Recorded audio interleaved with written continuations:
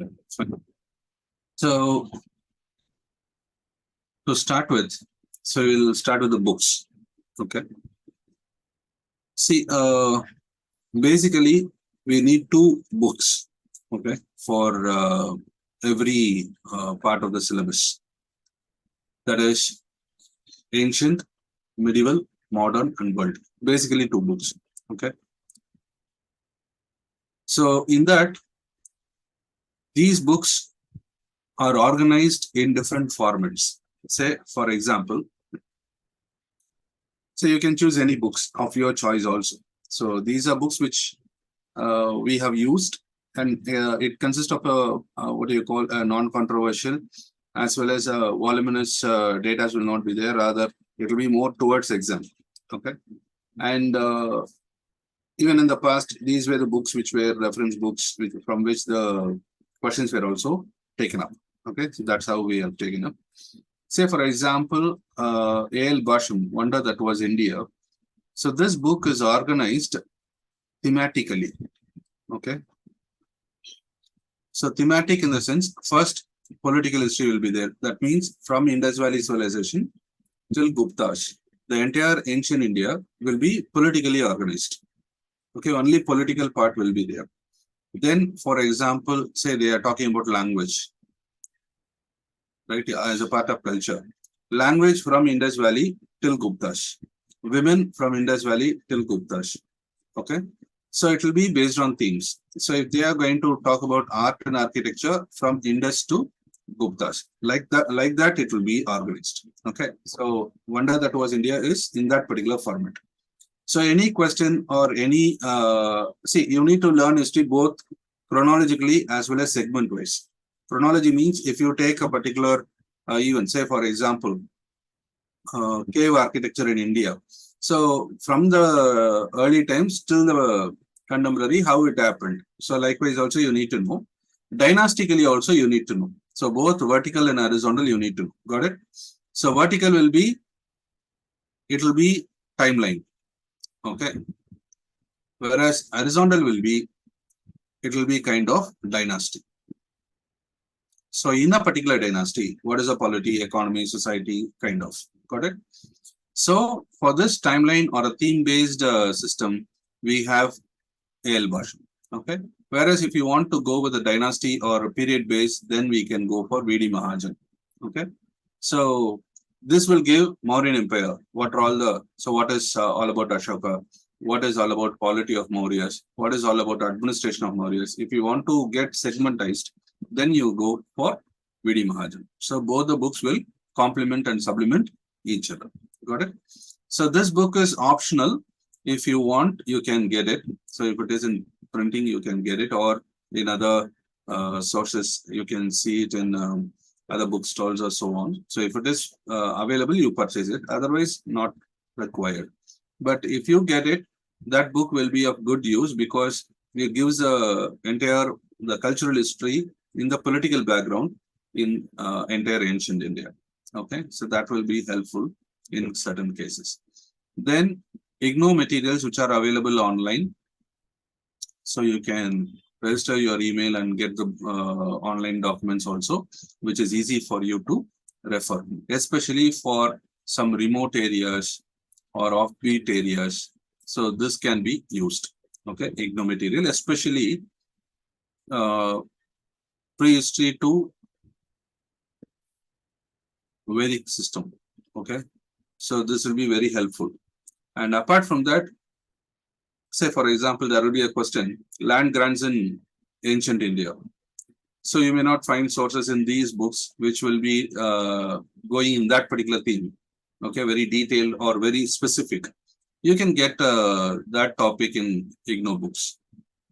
Okay, whether it is ancient, medieval, or modern, you can get some topics, and that will be relevant and it will be very simple.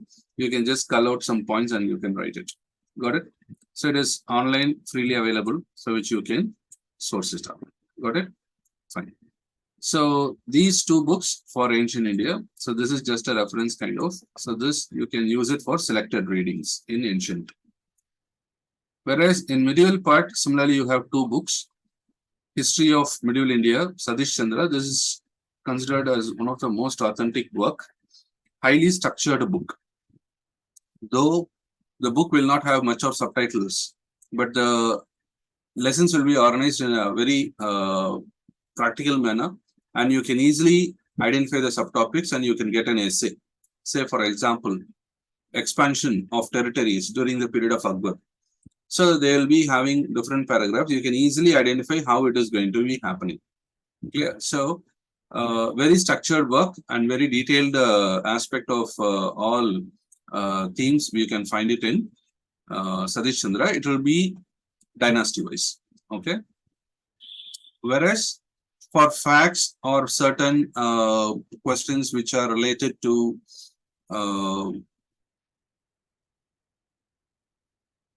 some fact-based questions like literary development in India, or talk about some sources, okay, you can refer J.L. Mehta. It is a very good book for some factual understanding, okay, if you want it. Say, this book you read completely.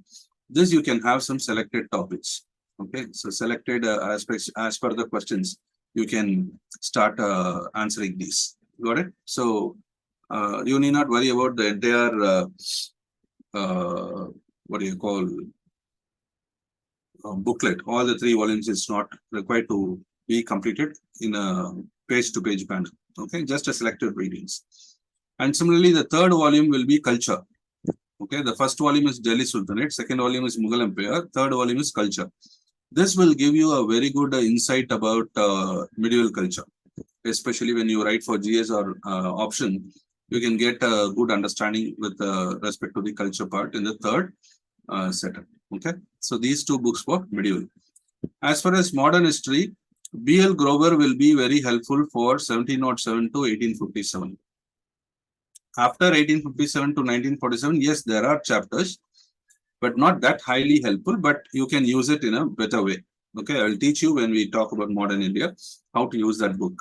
Okay, so in this book, very structured book again, even when you see the index, you can understand what is the content. Okay, highly structured. One advantage is that this book, every chapter, there will be in the concluding part observations. That means, say for example, if 1857 revolt is there and the chapter ends, in the ending part, there will be observation. What are these observations? There will be some historical personalities or historians or some leaders. They would have given some observation over that particular topic. Say, for example, 1857 revolt. It is a national uprising. So, Benjamin Disraeli. So, a small paragraph will be there of 4 or 5 lines about Benjamin Disraeli, how he mentions about 1857. So, there will be some 5 to 10 observations. Those observations are points. How? Analytical points. So, what are the different views on a particular event? You can get from those observations. You will forget the person, just write that particular point alone. You will get points. Got it? So, different perspectives you can get easily from this particular book, Grover and Grover, through observations. Okay, so that's a very good book, especially 1857 to 1947. These observations will be a very good sort. Say, partition of India. What are the different views? Vallabhbhai Patel, what he did, what he talked about. Gandhi, what is view. Abul Kalam Azad, what is view. Jinnah, what is view. Everything will be there in that observation. So that will be very helpful for you when you write analytical answers. Okay, that you can use. But this part, this is the only source which you have a very vital source. 18th century India, 19th century India, early part. You can get some information in this particular book. Got it? So this is one of the important books which you need to buy. Another thing is India Struggle for Independence. It is from 1857 to 1947. Just read these 2 books completely. Okay, these are the 2 books for GS also. Okay, your NCRT is also same book. So, same author. So, read these 2 books completely. And India After Independence, it is a book which you can use it for any purpose. It is for general reading, optional history, GS history. You can use it for foreign relations, polity, economy answers, science and technology, women issues. There are many such things which can be used because It consists of all events which happened between 1947 to 2000. Okay, if you want to know about India, how it went on after 1957, this book will give you a better understanding. Okay, so even those who are not preparing for civil services, they can have the read on this particular book to understand the Indian political scenario, economic, social, cultural scenario after independence. Okay, so these two books will be a good insight for modern India after 1857. This book will give you exam specific observations. Okay, so all these three will be helpful for modern India. Okay, then comes for world history. So this one book is enough actually, but this book is for certain questions which are prior to industrial revolution.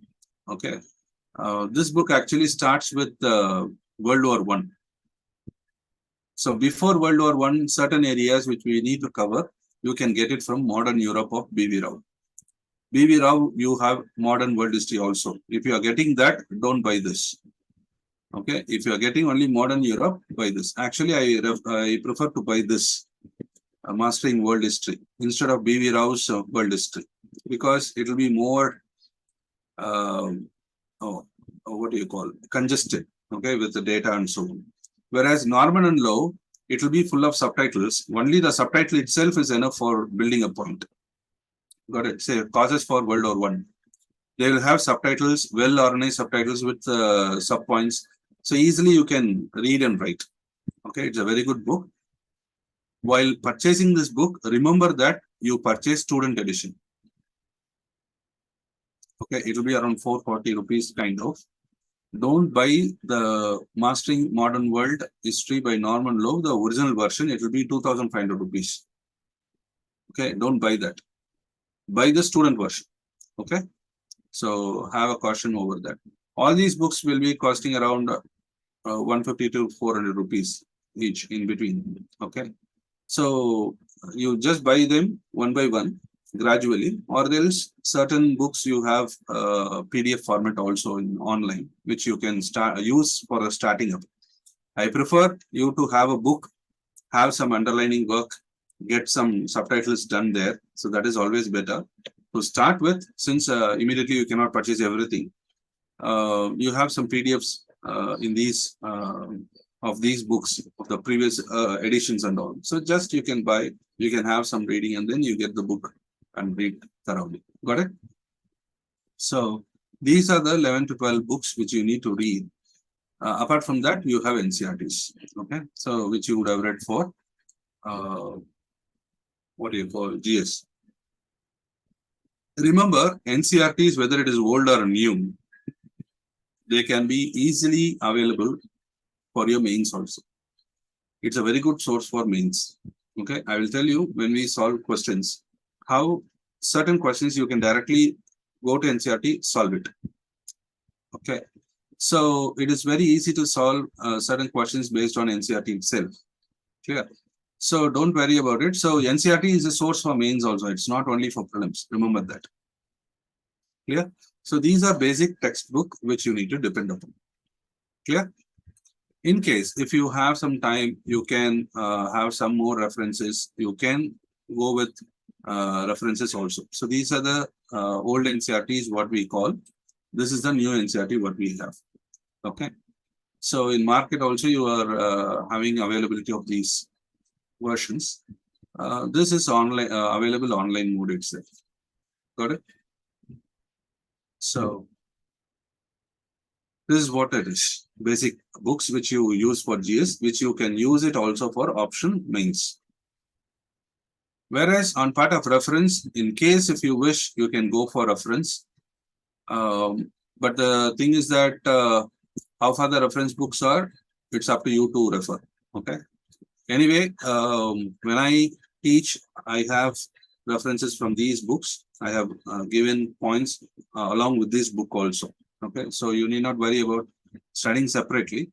But if you wish, you can start. But all these, don't do it initially, because all these books, it will be understanding wise, it will be somewhat slightly difficult. So without pre-understanding of history, if you touch these books, it will be very difficult. Say, for example, Alchin and Alchin.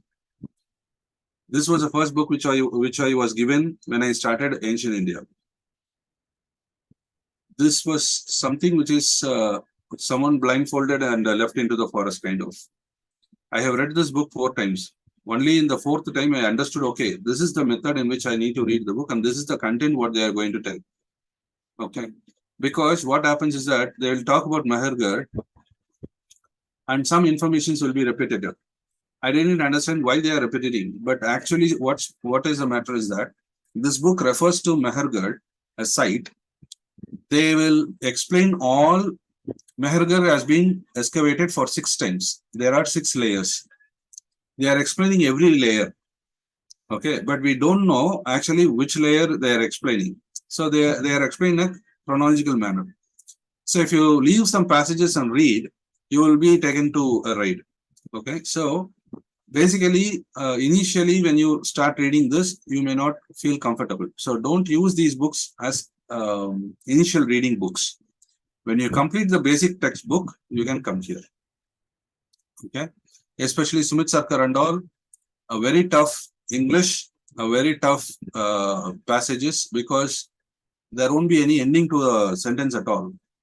The sentence will run through 4, 5 to 7 lines, and then there will be a full stop or a comma kind of.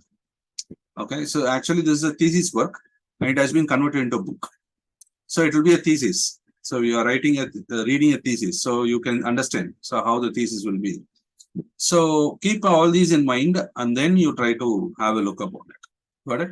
This is full of fact. So there will be just writing out of it fact. So all these books will be useful to you, but the thing is that have some pre-understanding and then go to the books. Don't start with these books. Got it? And don't worry that there are points which are relevant. I have taken up when I teach. Okay, so you need not worry about that. Even if you are not going to read these. Okay, so this is the idea what it is. So these are some of the books which you need to have. The first 11 books are important, plus NCERT. That was it. Got it? Okay. Now, so after reading, understand how the questions are distributed, and then you start reading. Okay.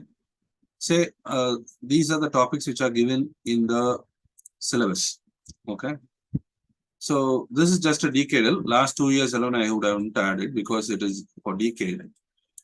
So you can see how the questions have been changed. Got it? Say, for example, take this particular Mauryan Empire. Between 1991 to 2000, you can see high amount of questions were there. Then for next 10 years, there were no much questions. And then again, the questions are increasing. Okay, in certain areas, the questions are decreasing. Certain areas, the questions have abruptly increased. Got it? So this these changes you need to be aware of. So which chapter we need to give much importance, which chapter you can just skip off, or which chapters you can just have. I'm talking about while preparing at the exam level, not at the reading stage. Okay, while reading, you will be reading all equally. But when I am starting preparing for exams, I need to have understanding which chapter I need to give some weightage. Say, when I am going for exam, I can't leave this chapter and go because there is a very high jump in the number of questions in the last 10 years. That means every year I had one question minimum. Got it? So here, at least every 2 years or 3 years, I had 2 questions minimum. So in that particular way, I cannot rule out certain areas or how I can skip, how I can choose and study. All these is possible only with understanding of these graphs. Okay. So try to have the analysis and try to have these aspects so that it will be helpful for you to understand. Got it? So this is for ancient India. Anyway, we'll just see it again. Just I'm putting out certain words so that you will be aware what to do, what not to do, how to prepare and so on. Okay. And for medieval also, you can see these are syllabus words and you can see how the questions are being changing now. Okay. So previously Mughals, how it was, now how Mughals are. So what are the areas? Say early medieval, there is a spike. Culture, there is a spike. Okay. So here also culture, there is a spike. Okay, fine. So in this region, again, culture. So 18th century India. These are all rare questions it will be in the early days. Now there are many questions which are happening here. That means this transition zone and all, you need to go with more sources, more reading, which happens. Where before they would have skipped this particular portion completely. Here also they would have skipped because no questions were asked. Whereas now you can see for past 20 years, you can see how many questions, almost one question a year. We are asking about economy and society of Mughals. Got it. So similarly, the early 15th and 16th century, that is Vijayanagar and Bahmani kingdoms, see the spike from 3 to 14, 5 to 14 culture. Got it. So when you talk about medieval India, try to concentrate more on culture part than the political, which is very less. Understand? So previously and all, it won't be there. When we were studying in this time period here, we'll have 5 rulers. 5 rulers will study. We'll just split up. Questions will be there at least 1 or 2. Whereas now it cannot be in that fashion. So you need to give more importance to certain abstract areas like culture. Got it? So you can see the difference between ancient and medieval. So in ancient, almost all chapters equal importance is there now. Yeah. Whereas in medieval, there are spikes. So there is a possibility of choosing more. Yeah. Then modern India, again, it will be very minute. Every area there will be a question. Okay. So every minute area they will be having questions. You can see past 20 years, you don't have questions, whereas past 10 years, you have questions on economic development. Consolidation as nation. Okay, Gandhi. Usually there will be questions on Gandhi. And you can see early freedom struggle, especially European penetration from 2 to 10. Okay. So they are mixing. The trends are mixing. So be aware of that. Okay. So where all the questions are there, how the questions are coming up. So try to be aware of it, and then you try to bring in certain questions. I mean, reading. Clear. So accordingly, you try to prepare. Right. So as far as world history, again, you can see how the changes happened. So modern world politics. Here you can see unification of Europe, very less number of questions are there. Whereas disintegration, World War, consistently there are more. So you can see World War, consistently there are more. So ultimately there are around 28 plus, that is 31 questions. In 30 years, almost every year one question is there from World War. You cannot leave World War at any cost. Got it? When you put World War II also, world after World War II, almost you can add on another out of 30, 40, 48, 50 questions. So in 30 years, 50 questions have been there in this particular area. So 1 to 2 questions every year. Yeah, that means this part is very, very important, which you cannot skip. So when you prepare this very thoroughly, you definitely there is 2 questions which you can answer. Got it? Say for example, paper 2, 5 questions will be there in paper modern India. 5 questions will be there in medieval India, or totally 8 questions will be there. Okay. So here 4, here 4. Okay, like this. Here the first question is compulsory. Here the 5th question is compulsory. Got it? So apart from that, 2nd, 3rd, 4th are there. 6, 7, 8 are there. Okay. Each question will have 2 questions or 3 questions. Okay, subdivision wise. So even if you find the 3 questions here, apart from compulsory question, you need to write 1 question in another chapter. This is how the question to be answered. Okay, so 1 and 5 is compulsory. 2 questions over. Remaining 3 questions, at least 1 should be chosen from 1 section. Got it? So in this area, even if you just read this and go, you have a better chance of getting 1 question related to this. Okay. So likewise, you have a better chance. So similarly, you can see this area. So you can choose and read. Okay. So which area is more? You can choose and read and get a question better. Thereby, you can easily solve this particular problem. So even in the introduction classes, orientation, we would have said selection and reading. So these are some ideas of selection and reading. So which part you need to select, which part you should leave, which part you can just sacrifice. Say, for example, this area I can sacrifice, unification of Europe, decolonization, and so on. Out of 30 years, only 6 questions are there. Out of 30 years, only 5 questions are there. You can manage by leaving these chapters. Got it? So these chapters, you can see 28 questions are there. So 4 chapters are there where I can concentrate, thereby I can get maximum reflection. Got it? So this is how you need to have some idea while preparing for exam. Okay, not while reading, while preparing. Got it? On the last day when you are going to prepare in the last few months for mains, you can just concentrate in these method. Thereby you can approach the exam in a better way. Okay.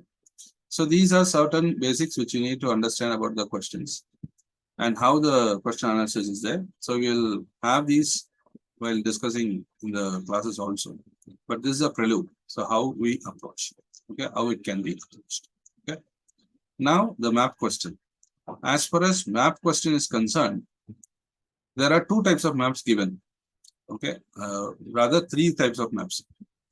Before my atoms, that is in 2000, early 2000s, there were river map which was given. Okay, when we started having, we had the plain map. Now they are giving political map also. So it is vice versa. Sometimes they give political, sometimes they give plain. Okay, so political map means it will be even more easier, because if a point is given here, you may confuse whether it is Rajasthan or Haryana. Now it will be very easy. It is Haryana only. Okay. Likewise, you can have a clear-cut idea. Okay. So same point, if I keep it here, you may get confused whether it is Rajasthan or here. Where here it will be very clear. So, but the logic is that whatever may be the thing, the methodology what we are going to use is same. Okay. So now the transition is there in this particular manner that you need to remember. Both are UPSC papers only. There is a map only. Even in the classroom, you have the model map, which you can have a print so that you can use it for your map making. Okay. So that you can practice in the UPSC map itself. Okay. Now, as far as map-based sites, we are having different map-based sites. Okay.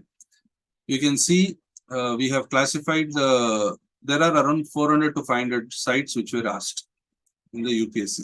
Okay. So out of which, what happens, we have classified them or grouped them in these topics according to your understanding. Okay. Say, for example, there are certain sites which are asked in this particular method, in this particular area, in this particular method here. Okay. So what we try to do, we will try to group it and we will do it. So this is a basic idea what we are going to do as far as map is concerned. Okay. Anyway, when we start maps, I will teach you how to do it. This is just a prelude. Okay. And till now, any doubt is there? We will go further. So before that, any doubt up to this? So any questions? Good morning, sir. Yeah. So you said that timeline is important, but whereas concerned to prelims, timeline is not important, right? See, important in the sense you need to understand the theme which is going to be taken. Say, for example, if a question is status of women in India, that means you need to start from Indus Valley till Gupta's. So how women are treated. Okay, that idea should be there. Understood? Your mind should think immediately, okay, from Indus Valley till Gupta's in that particular order. If I am asking what is the status of women in Mauryan system, in this particular order also, you need to think from dynasty point of view. Got it? Okay, sir. This is what I mention as timeline and dynasty. It is not the Okay. factual understanding, it is just a conceptual understanding how women status shifted. Got it? Yes, sir. So similarly, any other questions? Okay. So when we have map questions, you can see in the Google Map, Google Classroom, I would have shared the list of places. Okay, map places you can see. So there will be around 500 places which are listed. Okay, and for question bank, you can visit the website. You can just log in using, create a login using your mail ID. You can just click the uh, question bank and you can get the question bank. It will be year wise, topic wise. Okay, that I will show. Okay, so how it will be clear. Anyway, so here in this particular case, why we have grouped in this manner, because they'll be telling you this is a site of traveler. Okay, this is a site of traveler. This is a site of a capital. It is a trading center. It is a Buddhist center, a popular Buddhist shrine. Likewise, the name will be given. Okay, so similarly, you will be having this particular monuments which are named in that particular scenario. So we have grouped in this particular manner so that it will be easy for you to remember them.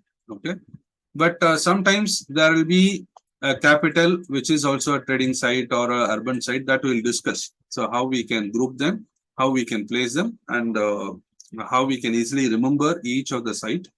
What are all the techniques which we can remember in the map-based classes? Got it? But this is a basic grouping what you can do. But what I want you to do is, you need to learn this particular standardization pattern. Okay, say for example, in the map, what they will do is, say they will mark a place here. Okay, and they will put it as 1. And in 1, they will say it is a prehistoric site. Okay, or prehistoric cave. That will be the idea. Okay, largest prehistoric cave. Likewise, they will give. You need to identify it. If you are going to identify it as Bhimbetka, okay, immediately you will get 1 mark. Okay, out of 2.5 marks, 1 mark will be awarded. For remaining 1.5 marks, you need to write some note on Bhimbetka. Okay, how to write that note? You need to standardize it so that it will appear in a better manner. Okay, for standardizing that, we have used this pattern. Okay, any site, you remember that you are going to identify 5 points. Okay, 4 to 5 points. First point will be always geography. Okay, say Bhimbetka location. Bhimbetka is located in present day Madhya Pradesh. Okay, why country means sometimes it may be there in Nepal, some site may be in Pakistan. Okay, in that case, you try to mention the country's name. Okay, even if you don't know the state, you can just mention country state. It is in the present day Pakistan, present day Afghanistan, present day Bangladesh, present day Nepal, likewise. Got it? So, first is geographical location, followed by any river or hills if you know. Bhimbetka, you don't have any. In case if you have Patna, if they have asked Pataliputra, Pataliputra is located in present day Bihar. It is located on the banks of tri-junction of, say, Ganga, Gandak, and Son. Okay, likewise, you can write. Okay. Similarly, second point will be history. Second, third, and fourth point will be historical points. Historical point means you try to identify the type of the site, in case if it is Harappan site or prehistoric site or iron site, copper site, likewise, or age or period. In case any founders are there, if a city is being founded, say Srinagar, founded by Ashoka of Mauryan dynasty. Likewise, you can write 1 point. Third and fourth point will be the unique point which defines that particular place. Say, for example, the places can be of in this nature. Say, if it is a site where it has a superlatives, the largest site, the first site, kind of, that is uniqueness. You can write that. Okay, 2 points uniqueness. In case if you know something happened in current affairs, you can write that particular point. Okay, in case if you didn't know, you can add one uniqueness point also or a common point also. Got it? Say for example, Holdi Hawa, if they have marked Holdi Hawa in UP, then you can write in this particular manner. So it is an archaeological site in Uttar Pradesh along River Belen. So this is the first point. Second point, historical. So what is the type of the site?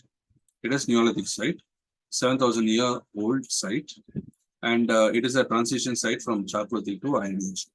Okay, so discovery by G.R. Sharma. Earliest domestication of rice, horse bones, presence of human-induced paleo fire. No current affairs detail is there. So 3 unique points have been written. Got it? This will be standard. When you are standardizing for all sites, so when you write, the examiner will have a pretty clear idea. You know what to write, what not to write. Otherwise, what will happen? You will write more for a particular site and very less for some other site in few lines. Here, it won't be any problem. In one page, you may have 3 to 4 sites. Every page, you will have 3 to 4 sites. So it will be clear. Got it? So there won't be any problem in understanding how the pattern goes on, and everybody will be. You will also provide every fact in a patterned manner. There won't be any issues. Clear? Understood this? Okay. Now, while writing answers, so I'll just put it now. Anyway, we'll check it out in the next part also. While we try to discuss questions. Writing answers for history is very easy. Okay. Why? Because it can be bent in any format. Say the basic easiest format is this. Past course consequence. Say for example, if I am going to write an essay on any question, what are the causes for it? How it happened, the course, what is the outcome, consequence. This is course consequence model. Okay, anything. What are the different causes, how it happened, what is the consequence. In case if I want to write it some other manner, I can go for evolutionary model where I can write in chronology, what I have told you, like women's status from Indus Valley to Guptas. It is chronological, okay, or dynastical manner, right? There are some thematic model also. Say for example, how Guptan Empire differs from Mauryan Empire, if it is a question.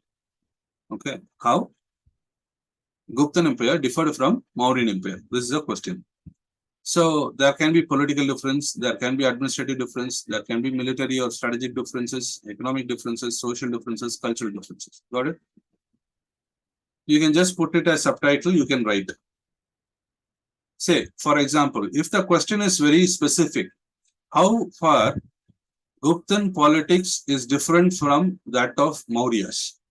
There is only one theme, politics. So within politics, now you can differentiate. So genealogy, kings, rivalries, policy of war, extent of empire, feudal system, reforms, travelers, and so on. Got it? In case, how Guptan Empire differed in economy of Guptas or economy under Guptas, how it is different from that of Mauryas. So first topic, agriculture. What are the differences, similarities, similarities, likewise. Got it? So when the question is very spatial, you can go in this order. When the question is very specific, you can go within this order. Clear? So accordingly, you can expand it. Accordingly, you can fresh it. Clear? So this you remember. See, this is just indicative. You know, it is up to you. You can just go with any order. Clear? So it is up to you. But the thing is, either you can go chronologically or you can go thematically. Basic idea is that. In politics, you can also add or remove from these titles. So you can add something new which you think it is there. So you can just add on. If you want to remove, you can remove. That's up to you because you are going to write. Clear. So in administration, you can just add something new, or you can do away with that while comparing and so on. But the idea is this. So when you have different types of answer, automatically you have different types of approaches. So easily you can think and write it. Clear? So how many points you will get? At least, say society, when I seek the difference between the society, almost I will get around 6 differences immediately, because I know how to go in the society in a structured manner. Otherwise, what will happen? Without that structured manner, I'll just concentrate in one area and I will struck with some points. After 2 or 3 points, I may not get some points. So when I talk about rural, urban, when I talk about women, slavery, untouchability, Varna, caste, education, customs, it goes on. Okay, so there may be agriculture and non-agriculture communities. That also it is possible. Like urban and rural, I can have agro and non-agro communities, right? So likewise, I can have different subtitles where I can understand the differences. Clear? So think over it. So due course of time, we will have discussions in different methods. For different questions, we will go for different models of writing. We will see other models also other than 3. These are the 3 common methods where you can approach any question in history in this particular aspect. Clear? Okay. So these are the basic models what we have. Okay, fine.